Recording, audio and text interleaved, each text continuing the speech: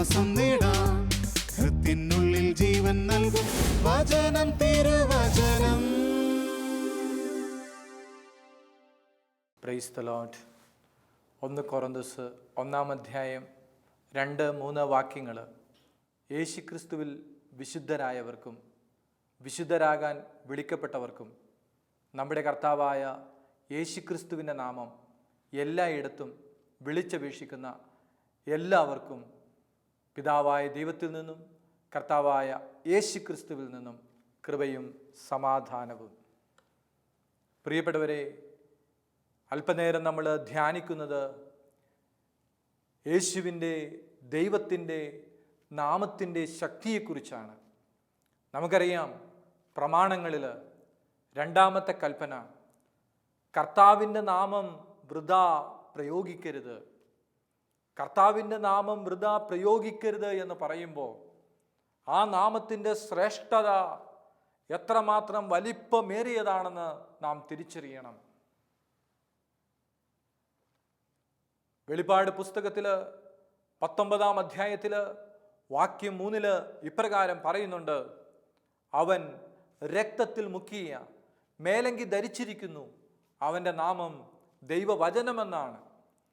അവൻ രക്തത്തിൽ മുക്കിയ മേലങ്കി ധരിച്ചിരിക്കുന്നു, അവൻ്റെ നാമം ദൈവവചനമെന്നാണ്. പ്രിയപ്പെട്ടവരെ, യേശുവിൻ്റെ നാമമെന്ന് പറയുമ്പോൾ അത് വചനം തന്നെയാണ്. വചനത്തിൻ്റെ ശക്തി നമുക്കറിയാം. ഉണ്ടാകട്ടെ എന്ന് പറഞ്ഞപ്പോൾ എല്ലാം ഉണ്ടായ ആ ശക്തിയുടെ അത്ഭുതമാണ് യേശുവിൻ്റെ നാമത്തിൽ നാം കാണുന്നത്. രക്തത്തിൽ മുക്കിയ മേലങ്കി ധരിച്ചിരിക്കുന്ന അവൻ്റെ നാമം ദൈവവചനം എന്നാണ്. പ്രിയപ്പെട്ടവരെ, യേശുവിൻ്റെ നാമം, പിതാവായ ദൈവത്തിൻ്റെ നാമം, ആ നാമത്തിൻ്റെ ശ്രേഷ്ഠത എത്ര വലിപ്പമേറിയതാണ്.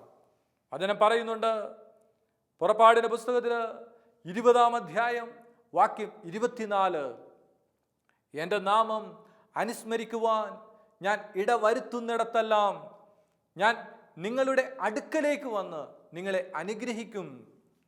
എൻ്റെ നാമം അനുസ്മരിക്കുവാൻ ഞാൻ ഇടവരുത്തുന്നിടത്തെല്ലാം ഞാൻ നിങ്ങളെ അടുക്കലേക്ക് വന്ന് നിങ്ങളെ അനുഗ്രഹിക്കും.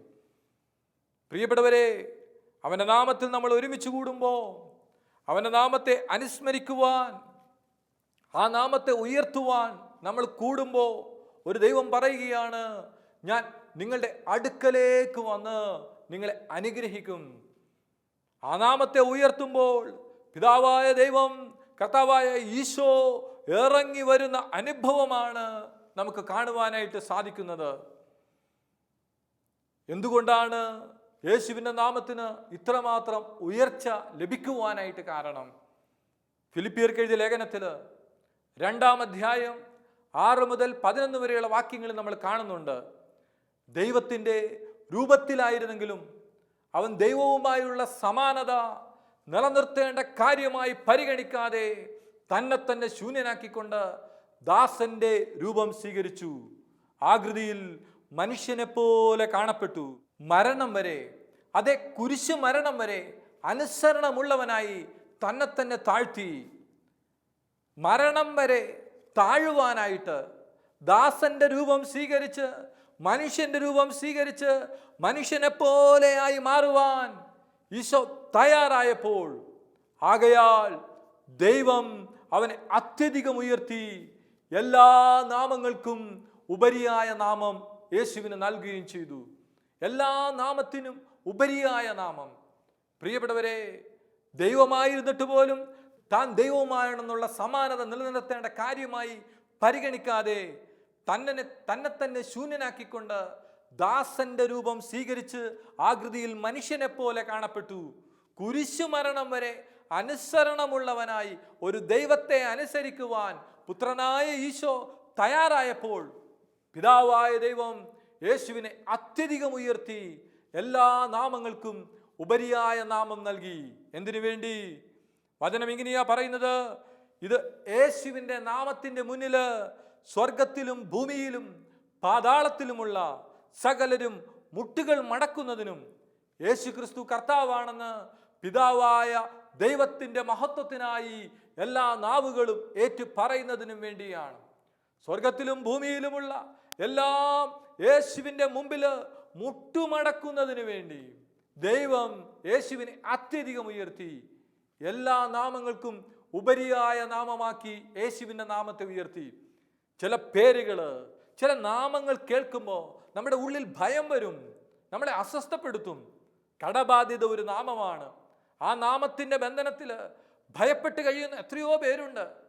ചില രോഗങ്ങളുടെ പേരുകൾ കേട്ട് ഭയപ്പെട്ട് അസ്വസ്ഥരായി ഒരു രക്ഷയുമില്ല എന്ന് വിചാരിക്കുന്ന അനേകരുണ്ട്.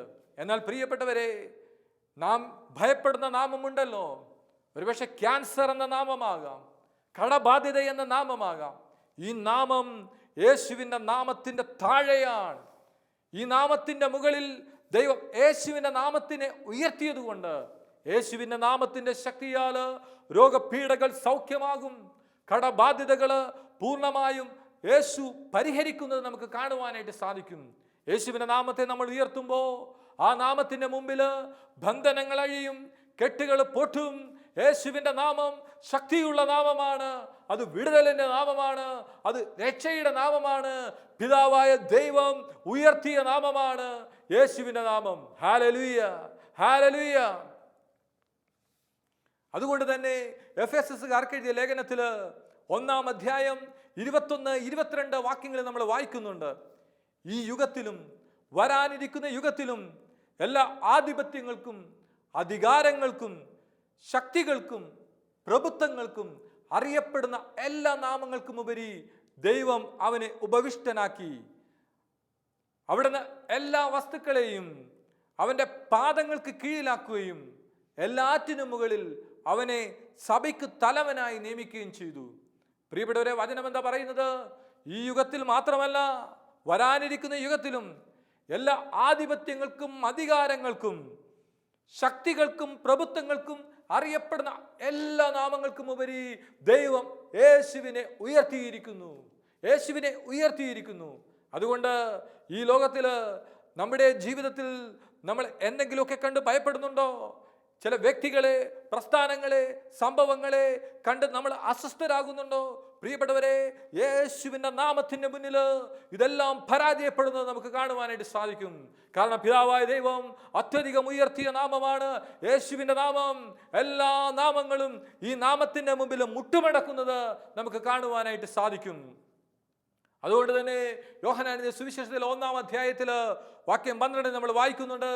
തന്നെ സ്വീകരിച്ചവർക്കെല്ലാം, തൻ്റെ നാമത്തിൽ വിശ്വസിക്കുന്നവർക്കെല്ലാം ദൈവ മക്കളാകാനുള്ള കഴിവ് അവൻ നൽകി. യേശുവിനെ സ്വീകരിച്ചവർക്ക്, യേശുവിൻ്റെ നാമത്തിൽ വിശ്വസിക്കുന്നവർക്ക്, യേശുവിൻ്റെ നാമത്തിൽ വിശ്വസിക്കുന്നവർക്ക് ദൈവ മക്കളാകാനുള്ള കഴിവ് ദൈവം നൽകുകയാണ്. എൻ്റെ പ്രിയപ്പെട്ടവരെ, ഇന്ന് എത്ര പേര് യേശുവിനെ സ്വീകരിക്കുന്നുണ്ട്? നമ്മുടെ ജീവിതത്തിലെ പ്രശ്നങ്ങളിലേക്ക് നോക്കി പതറാതെ, പ്രതികൂലങ്ങളിലേക്ക് നോക്കി അസ്വസ്ഥരാകാതെ ഇന്ന് യേശുവിനെ സ്വീകരിക്കുവാൻ, യേശുവിൻ്റെ നാമത്തിൽ വിശ്വസിക്കുവാൻ നിങ്ങൾ തയ്യാറാണെങ്കിൽ തന്നെ സ്വീകരിച്ചവർക്ക്, തൻ്റെ നാമത്തിൽ വിശ്വസിക്കുന്നവർക്ക് ദൈവമക്കളാകാൻ കഴിവ് നൽകിയ ദൈവം, പിതാവായ ദൈവം ഇതാ നമ്മളെ ഉയർത്തുവാൻ പോവുകയാണ്. ഇന്ന് നീ യേശുവിനെ സ്വീകരിക്കുവാൻ തയ്യാറാണോ? യേശുവിൻ്റെ നാമത്തിൽ വിശ്വസിക്കുവാൻ തയ്യാറാണോ? രക്ഷയുടെ നാമത്തിൽ വിശ്വസിക്കുവാൻ തയ്യാറാണോ? നിന്റെ ജീവിതത്തിൽ രക്ഷപ്പെടുന്നത് നമുക്ക് അനുഭവിക്കുവാനായിട്ട് സാധിക്കും.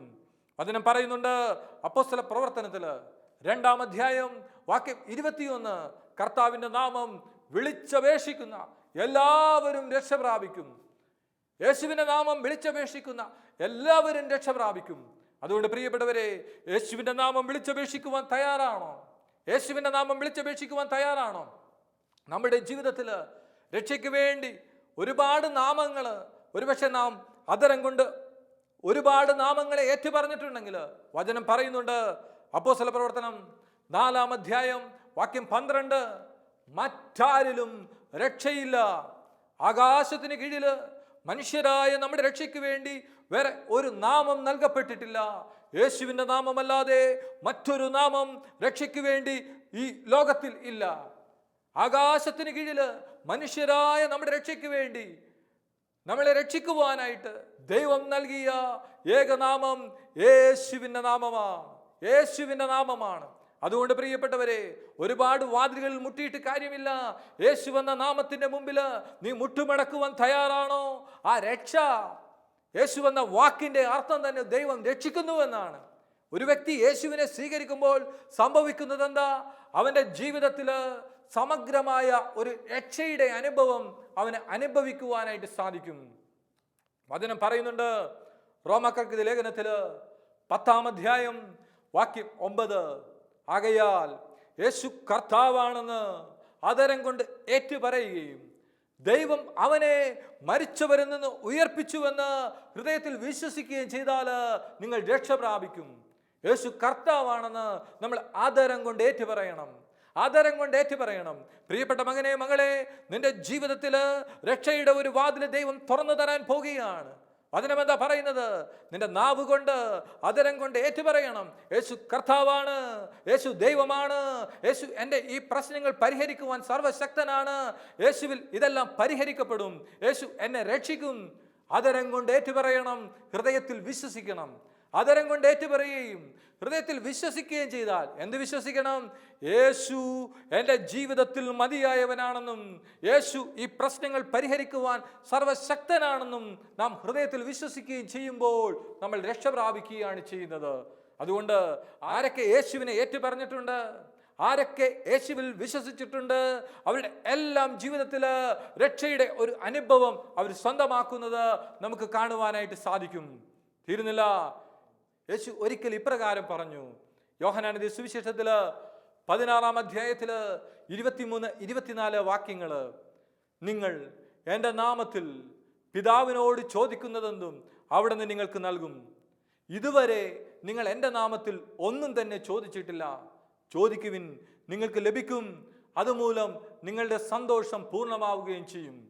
എന്താ ഈശോ പറഞ്ഞത്? നിങ്ങൾ എൻ്റെ നാമത്തിൽ പിതാവിനോട് ചോദിക്കുന്നത് എന്തും അവിടുന്ന് നിങ്ങൾക്ക് നൽകും. ഇതുവരെ നിങ്ങൾ എൻ്റെ നാമത്തിൽ ഒന്നും തന്നെ ചോദിച്ചിട്ടില്ല. ചോദിക്കുവിൻ, നിങ്ങൾക്ക് ലഭിക്കും.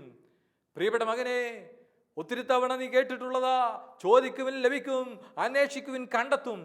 പക്ഷെ എങ്ങനെ ചോദിക്കണം? യേശുവിൻ്റെ നാമത്തിൽ ചോദിക്കണം. ഈശോ പറയുക, ഇതുവരെ നീ എൻ്റെ നാമത്തിൽ ഒന്നും തന്നെ ചോദിച്ചിട്ടില്ല. ചോദിക്കുവിൻ, നിങ്ങൾക്ക് ലഭിക്കും. അതുമൂലം നിങ്ങളുടെ സന്തോഷം പൂർണ്ണമാവുകയും ചെയ്യും. നിങ്ങൾ എൻ്റെ നാമത്തിൽ പിതാവിനോട് ചോദിക്കുന്നതെന്തും അവിടുന്ന് നിങ്ങൾക്ക് നൽകും. പ്രിയപ്പെട്ട മകനെ, മകളെ, പിതാവായ ദൈവം യേശുവിൻ്റെ നാമത്തിൽ നീ ദൈവത്തോട് പ്രാർത്ഥിക്കുന്നത് കേൾക്കുമ്പോൾ ദൈവത്തിൻ്റെ ഉള്ളിൽ അത്രമാത്രം സന്തോഷമുണ്ടാകും. കാരണം എന്താ? ദൈവം അത്യധികം ഉയർത്തിയ ഒരു നാമമാണ് യേശുവിൻ്റെ നാമം. അതുകൊണ്ട് നിങ്ങൾ ഇതുവരെ എൻ്റെ നാമത്തിൽ ഒന്നും തന്നെ ചോദിച്ചിട്ടില്ലെങ്കിൽ ചോദിക്കുവിൻ, നിങ്ങൾക്ക് ലഭിക്കും. അതുമൂലം നിങ്ങളുടെ സന്തോഷം പൂർണ്ണമാവുകയും ചെയ്യും. ഒരിക്കലൊരു അമ്മച്ചി പങ്കുവെച്ചത് ഞാൻ ഓർക്കുക. ആ അമ്മച്ചി ജീവിത പങ്കാളിയുടെ മദ്യപാനത്തിൻ്റെ ആ ബന്ധനാവസ്ഥയിൽ ആ അമ്മച്ചി മുട്ടാത്ത വാതിലുകളില്ല, പോകാത്ത വഴികളില്ല. ഒരു നാൾ ദൈവവചനം കേട്ടപ്പോൾ ഈ വചനം അമ്മച്ചിയുടെ ഹൃദയത്തെ തൊട്ടു. അതുകൊണ്ട് അമ്മച്ചി എന്ത് ചെയ്തു? അമ്മച്ചി പ്രാർത്ഥിച്ചു, യേശുവിൻ്റെ നാമത്തിൽ എൻ്റെ ജീവിത പങ്കാളിയിലുള്ള മദ്യപാനത്തിൻ്റെ തിന്മ വിട്ടുപോകട്ടെ എന്ന് ഈ അമ്മച്ചി ആവർത്തിച്ച് പ്രാർത്ഥിക്കാൻ തുടങ്ങി. യേശുവിൻ്റെ നാമത്തിൽ എൻ്റെ ജീവിത പങ്കാളിക്ക് സ്വാതന്ത്ര്യം ലഭിക്കട്ടെ എന്ന് അമ്മച്ചി പ്രാർത്ഥിക്കാൻ തുടങ്ങി. സംഭവിച്ചതെന്താ? ആ വ്യക്തിയിലുള്ള മദ്യത്തിൻ്റെ തിന്മയിൽ നിന്ന് ആ വ്യക്തി സ്വതന്ത്രനായെന്ന് മാത്രമല്ല, സുവിശേഷ വയലിൽ അധ്വാനിക്കുന്ന ഒരു മനുഷ്യനായി ദൈവം ആ വ്യക്തിയെ ഉയർത്തുകയാണ്. പ്രിയപ്പെട്ടവരെ, യേശുവിൻ്റെ നാമത്തിൽ നിങ്ങൾ പ്രാർത്ഥിക്കുവാൻ തയ്യാറാണോ? യേശുവിൻ്റെ നാമത്തിൽ നിങ്ങൾ പ്രാർത്ഥിക്കുവാൻ തയ്യാറാണോ? നിങ്ങളുടെ ജീവിതത്തിൽ നാളുകളായിട്ട് പരിഹരിക്കപ്പെടത്തില്ല എന്ന് നീ വിചാരിക്കുന്ന ചില വിഷയങ്ങളുണ്ടല്ലോ, ആ വിഷയങ്ങളിൽ യേശുവിൻ്റെ നാമത്തിൽ അത്ഭുതം, വിടുതൽ, സ്വാതന്ത്ര്യം ഒക്കെ അനുഭവിക്കുവാനായിട്ട് നമുക്ക് സാധിക്കും.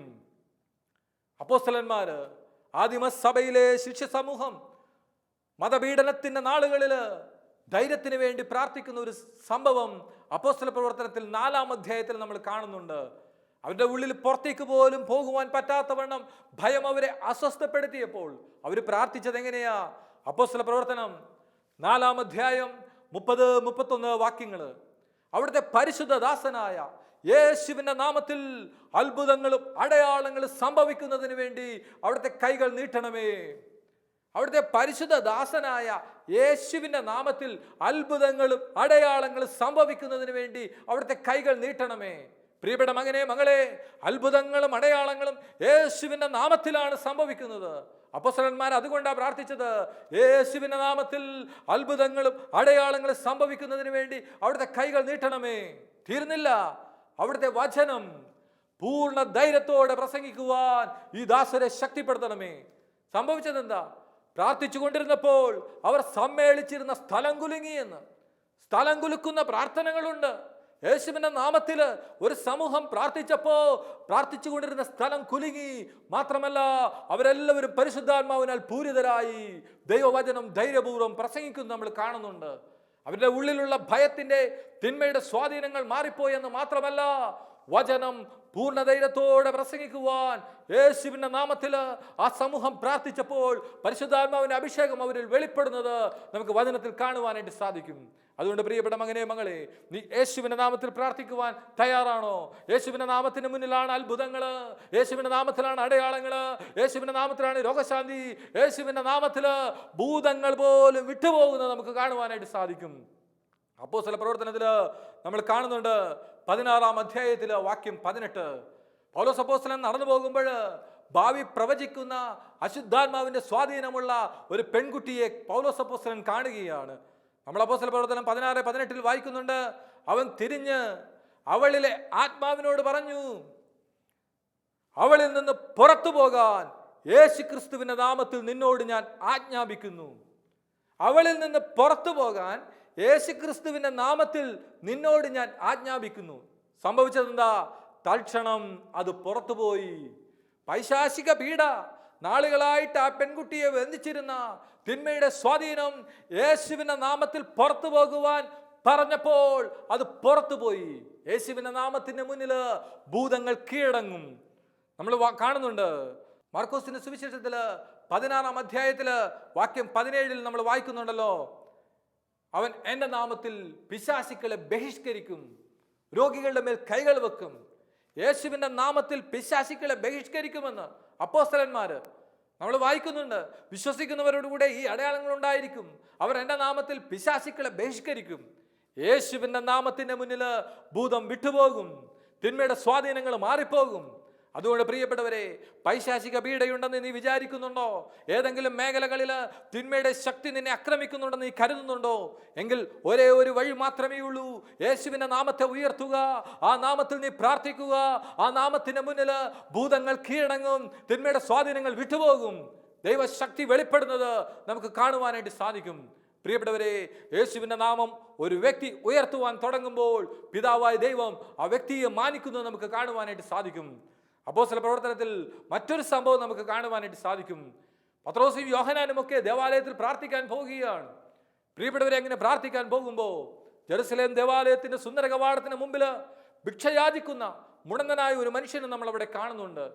ആ മനുഷ്യൻ പത്രോസും യോഹന്നാനും ഒക്കെ വരുന്നത് കണ്ടപ്പോൾ അവൻ വിചാരിച്ചു കാര്യമായിട്ട് എന്തെങ്കിലും കിട്ടുവാൻ സാധ്യതയുണ്ടെന്ന്.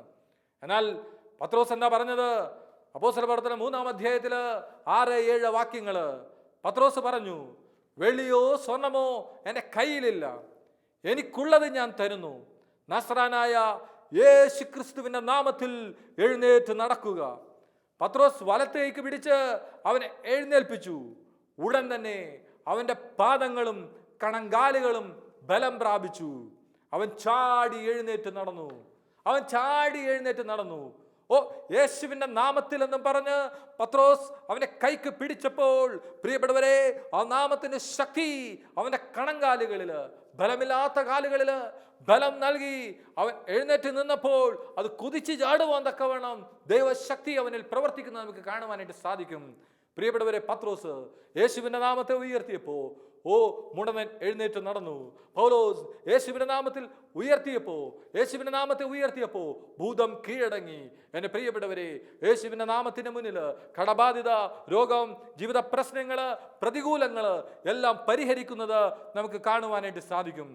അതുകൊണ്ട് തന്നെ അപ്പോസ്തല പ്രവർത്തനത്തില് 18-ാം അധ്യായത്തിൽ നമ്മൾ കാണുന്നുണ്ട് വാക്യം 20, 2-3 പേർ എൻ്റെ നാമത്തിൽ ഒരുമിച്ച് കൂടുന്നിടത്ത് അവരുടെ മധ്യത്തിൽ ഞാൻ ഉണ്ടായിരിക്കുമെന്ന് പ്രിയപ്പെട്ടവരെ, യേശുവിന്റെ നാമത്തിൽ ആരെങ്കിലും 2-3 പേരൊക്കെ ഒരുമിച്ച് കൂടി പ്രാർത്ഥിക്കുവാൻ തയ്യാറാണോ, അവരുടെ മധ്യത്തിലേക്ക് യേശു വരുമെന്ന് വചനം സാക്ഷ്യപ്പെടുത്തുകയാണ്.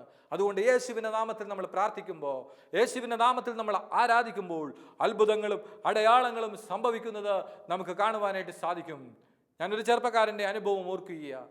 റെയിൽവേ പാളം മുറിച്ചു കിടക്കുവാൻ ശ്രമിക്കുമ്പോൾ വന്ന ടെലിഫോൺ ചെവിയിൽ വെച്ച് സംസാരിച്ച് പാളത്തിലൂടെ മുന്നോട്ട് നടക്കുന്നവൻ ആളുകളുടെ ബഹളം കേട്ട് തിരിഞ്ഞു നോക്കുമ്പോൾ കണ്ട കാഴ്ച എന്താ? ഓടിക്കൊണ്ടിരിക്കുന്ന ട്രെയിൻ അവൻ നിൽക്കുന്ന പാളത്തിൽ വന്നുകൊണ്ടിരിക്കുകയാണ്. അവൻ തിരിയുന്നതും ട്രെയിൻ അടുത്തെത്തിയതും ഒരുമിച്ചാണ്. അവൻ ഒരേ ഒരു കാര്യം മാത്രമേ ചെയ്യാൻ സാധിച്ചുള്ളൂ, യേശുവേന്ന് വിളിച്ചു, യേശുവേന്ന് വിളിച്ചു. സംഭവിച്ചതെന്താ? ആ പാഞ്ഞു വന്ന ട്രെയിൻ അവനെ ഇടിക്കുന്നുണ്ട്. ആ ഇടിയിൽ അവൻ തെറിച്ചുപോയി അതേ പാളത്തിലേക്ക് ചെന്ന് വീഴുകയാണ്. പ്രിയപ്പെട്ടവരെ, ആ ട്രെയിൻ നിർത്താതെ ആ പാളത്തിലൂടെ പോവുകയാണ്. ഈ ചെറുപ്പക്കാരൻ പാളത്തിൽ ട്രെയിൻ ഇടിച്ച് പാളത്തിന്റെ നടുവിൽ കിടക്കുന്ന അവന്റെ തലയ്ക്ക് മുകളിലൂടെ ട്രെയിൻ മുഴുവൻ പോയി കഴിഞ്ഞപ്പോൾ ബഹളം വെച്ചവരാരും തിരിഞ്ഞു നോക്കുന്നില്ല. കാരണം എന്താ? അവൻ തീർന്നിട്ടുണ്ടാകും, അവസാനിച്ചിട്ടുണ്ടാകും. എന്നാൽ പ്രിയപ്പെട്ടവരെ, ഭൂമി കുലുക്കത്തിൽ നിന്നതുപോലെ ആ ചെറുപ്പക്കാരൻ ഇതാ എഴുന്നേറ്റ് വരികയാണ്. അവൻ എഴുന്നേറ്റ് വരികയാണ്. ഒരു ട്രെയിൻ ഇടിച്ചവൻ ട്രെയിനിന്റെ അപകടത്തിൽ നിന്ന് അത്ഭുതകരമായിട്ട് രക്ഷപ്പെട്ടു. അവനെ പരിശോധിച്ച ഡോക്ടർ പറയുകയാണ്, ട്രെയിൻ ഇടിച്ചിട്ട് വരുന്ന 3ാമത്തെ വ്യക്തിയാണ് നീ. പക്ഷേ 2 പേരും എന്നേക്കുമായിട്ട് നഷ്ടപ്പെട്ടു. എൻ്റെ മകനെ, ദൈവം നിന്നെ സ്നേഹിക്കുന്നു. ആ ചെറുപ്പക്കാരൻ ഡോക്ടറിനോട് പറഞ്ഞു, സർ, യേശുവിൻ്റെ നാമത്തെ ഞാൻ ഉയർത്തിയപ്പോൾ, യേശുവേ എന്ന് വിളിച്ചപ്പോൾ എൻ്റെ യേശുവാണ് എന്നെ രക്ഷിച്ചത്. പ്രിയപ്പെട്ടവരെ, അപകടങ്ങളിൽ പോലും അത്ഭുതങ്ങൾ സംഭവിക്കണമെങ്കിൽ നമ്മൾ യേശുവിനെ വിളിച്ചപേക്ഷിക്കുക, അവൻ്റെ നാമത്തെ നമ്മൾ ഉയർത്തുക. വചനം പറയുന്നുണ്ട്, കൊളോസ്യസ് 3:17, നിങ്ങൾ വാക്കാലോ പ്രവൃത്തിയാലോ എന്ത് ചെയ്താലും അതെല്ലാം കർത്താവായ യേശു വഴി പിതാവായ ദൈവത്തിന് കൃതജ്ഞത അർപ്പിച്ചുകൊണ്ട് അവൻ്റെ നാമത്തിൽ ചെയ്യുവിൻ. നിങ്ങൾ ഈ ലോകത്തിൽ എന്ത് ചെയ്താലും, വാക്കുകൊണ്ടോ പ്രവൃത്തി കൊണ്ടോ എന്ത് ചെയ്താലും അതൊരു കൃതജ്ഞതയാക്കി മാറ്റിക്കൊണ്ട് യേശുവിൻ്റെ നാമത്തിൽ ചെയ്യുവാനായിട്ട് വചനം നമ്മളോട് ആവശ്യപ്പെടുകയാണ്. എഫേസസ് 5:20, എപ്പോഴും എല്ലാറ്റിനും വേണ്ടി നമ്മുടെ കർത്താവായ യേശു ക്രിസ്തുവിൻ്റെ നാമത്തിൽ പിതാവായ ദൈവത്തിന് കൃതജ്ഞത അർപ്പിക്കുവിൻ. യേശുവിൻ്റെ നാമത്തിൽ കൃതജ്ഞത അർപ്പിക്കാം. ഹെബ്രയർ 13:15 പറയുന്നുണ്ട്, അവൻ്റെ നാമത്തെ ഏറ്റുപറയുന്ന അധരങ്ങളുടെ ഫലങ്ങൾ അർപ്പിക്കാം.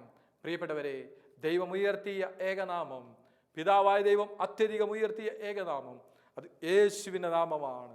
ഈ നാമത്തിൻ്റെ മുന്നിൽ, ഈ നാമത്തെ ഏറ്റുപറയുന്നവരെ ദൈവം രക്ഷിക്കും. ഈ നാമത്തിൻ്റെ മുന്നിൽ ഭൂതങ്ങൾ കീഴടങ്ങും, ബന്ധനങ്ങൾ അഴിയും, പ്രശ്നങ്ങൾ പരിഹരിക്കപ്പെടും. ഒത്തിരി പ്രാർത്ഥിച്ചിട്ടും മടുത്തു നിൽക്കുന്ന വിശ്വാസിയാണോ പ്രിയ സ്നേഹിത? യേശുവിൻ്റെ നാമത്തിൽ നീ പ്രാർത്ഥിക്കുവാൻ തയ്യാറാണോ? എങ്കിൽ ഇന്ന് തന്നെ യേശുവിനെ വിളിക്കുക.